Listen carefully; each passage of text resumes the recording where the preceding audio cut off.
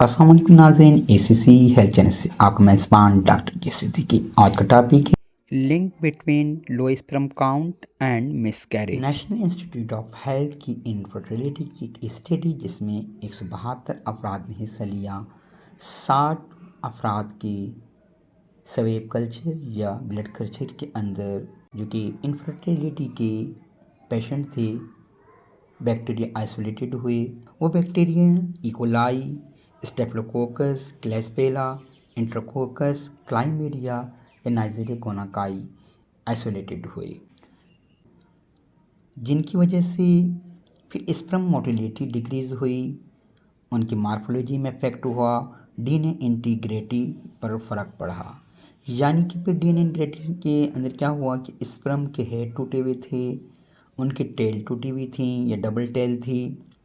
सीमेन analyse के अंदर फिर जो रैपिड प्रोग्रेस होती है और स्पर्म की स्लो प्रोग्रेस, नॉन प्रोग्रेसिव और मोटिलिटी डिस्टर्ब होती है ना। यानी कि फिर आप की जो रैपिड प्रोग्रेस होती है, जो कि एक अच्छे स्पर्म के लिए होती है, वो डिस्टर्ब हो जाती है और वो स्लो प्रोग्रेस या नॉन प्रोग्रेसिव हो जाते हैं या फिर वो मुर्दा होते हैं। यहाँ हम जानेंगे कि ल्यूकोसाइटोस्पर्मिया यानी कि मर्द के स्पर्म के अंदर अगर WBCs बढ़ जाएं तो आया इससे क्या होता है, ये डीएनए के अंदर फिर इस चीज़ को स्पर्म को मुतासिर करता है और अगर हमल ठहर जाए तो बच्चे की सही तौर पर नशीनुमा नहीं होती।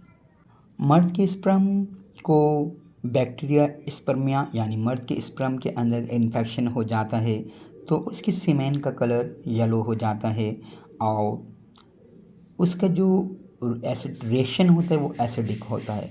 ये इकोलाई बैक्टीरिया की वजह से होता है।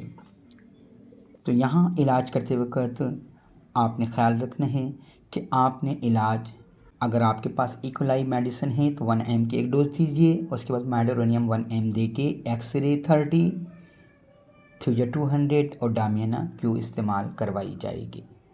इसी तरीके से और भी बैक्टीरिया के नोसोड्स अवेलेबल हैं मार्केट में, जैसे स्टेफिलोकोकस है, क्लेस्पेला है, एंट्रोकोकस है, क्लाइमेडिया है। तो आप वो मेडिसिन इस्तेमाल एक एक डोज दें, स्पर्म की क्वालिटी बेहतर हो जाती है। फिर हमल ठहरता है तो और फिर वो हमल नहीं गिरता और बच्चे भी सेहतमंद पैदा होता है। अस्सलाम वालेकुम।